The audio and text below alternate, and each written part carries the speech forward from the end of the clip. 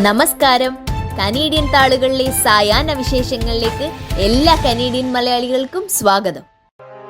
Indian Press Club of north അമേരിക്കയുടെ Canada chapter ഉദ്ഘാടനം 2024 July 28 ഞായറാഴ്ച നടക്കും.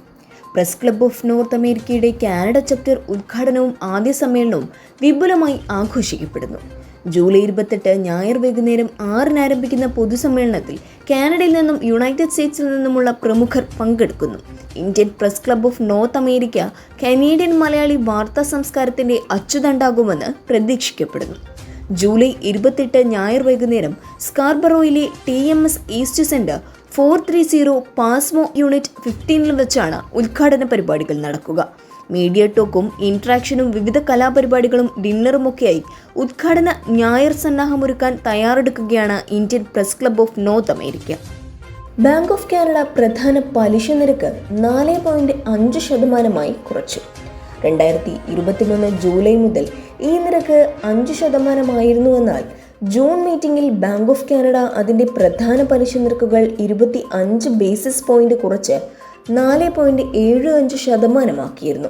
ജൂണിൽ പണപ്പെരുപ്പം കുറഞ്ഞതിനെ തുടർന്ന് സാമ്പത്തിക വിദഗ്ധർ വീണ്ടും ഒരു നീക്കം പ്രതീക്ഷിച്ചിരുന്നു. പുതിയ പ്രഖ്യാപനം പലിശ നിരക്ക് 0.25% കൂടി കുറച്ച് 4.5% പലിശ നിരക്കിനെ എത്തിച്ചിരിക്കുന്നത് വിപണിയെ ഉയർത്തുമെന്ന് വിദഗ്ധർ പ്രതീക്ഷിക്കുന്നു. പ്രൈഡ് പരേഡിൽ പങ്കെടുക്കരുതെന്ന് RCMP വിലക്കിയെന്ന് ടിം ഹൂസ്റ്റൺ. ഈ വർഷത്തെ ഹാലിഫാക്സ് പ്രൈഡ് പരേഡിൽ നിന്ന് താൻ വിട്ടുനിന്നത് സുരക്ഷാ കാരണങ്ങളാൽ പങ്കെടുക്കരുതെന്ന് RCMPയുടെ രഹസ്യ റിപ്പോർട്ടിന്റെ അടിസ്ഥാനത്തിലായിരുന്നുവെന്ന് നോവാസ്കോഷ്യ premier Tim Houston.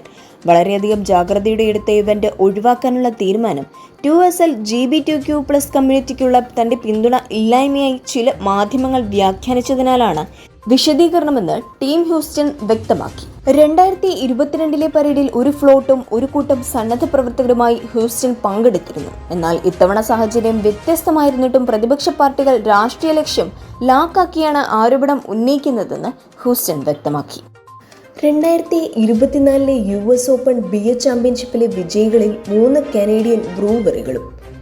US Open Beer ചാമ്പ്യൻഷിപ്പിൽ 170-ലധികം വ്യത്യസ്ത ഇനങ്ങളിലായി 9,000-ലധികം ബിയർ എൻട്രികൾ ഉണ്ടായിരുന്നു. ഓഹായോയിലെ ഓക്സ്ഫോർഡിലുള്ള US ഓപ്പൺ ഇവന്റ് സെന്ററിൽ നടന്ന മത്സരത്തിൽ കാനഡയിൽ നിന്നുള്ള 3 ബ്രൂവറികൾ സമ്മാനാർഹരായി തിരഞ്ഞെടുക്കപ്പെട്ടു. Wellington Brewery, Niagara College Teaching Brewery, Toronto ആസ്ഥാനമായുള്ള ആംസ്റ്റർഡാം ബ്രൂയിങ് കമ്പനി എന്നിവയാണ് കാനഡയിൽ നിന്നും വ്യത്യസ്ത ഇനങ്ങളിലായി സമ്മാനം നേടിയ ബ്രൂവറികൾ. പ്രതീക്ഷയുടെ കനലുകളിൽ മിന്നാമിന്നി വെട്ടം.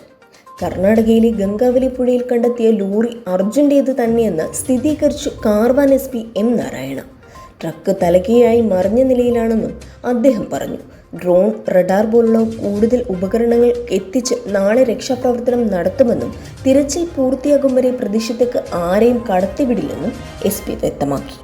ഹേമ കമ്മീഷൻ റിപ്പോർട്ട് പുറത്തുവിടുന്നതിന് സ്റ്റേ.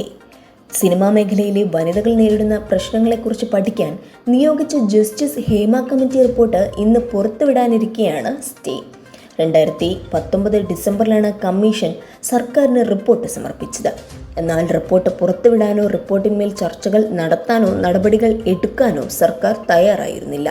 റിപ്പോർട്ട് പുറത്തുവിടണമെന്ന് ആവശ്യപ്പെട്ട് WCC അംഗങ്ങളും മുന്നോട്ട് വന്നിരുന്നു. വിവരാവകാശ കമ്മീഷന്റെ ഉത്തരവ് പ്രകാരം 5 വർഷത്തിന് ശേഷമാണ് ഹേമ കമ്മിറ്റി റിപ്പോർട്ട് വെളിച്ചം കാണുന്നത്. ഇന്നത്തെ കനേഡിയൻ സായാഹ്ന വിശേഷങ്ങൾ ഇവിടെ അവസാനിക്കുന്നു. ഇത് നിങ്ങളിലേക്ക് എത്തിച്ചത് Polaris General Brampton, Latha Menon barrister solicitor of Menon Law Professional Corporation, Kerala Curry House Mississauga, Joju Augustine real estate broker, Gopinathan Ponmanadiyil Rudraksha gem expert.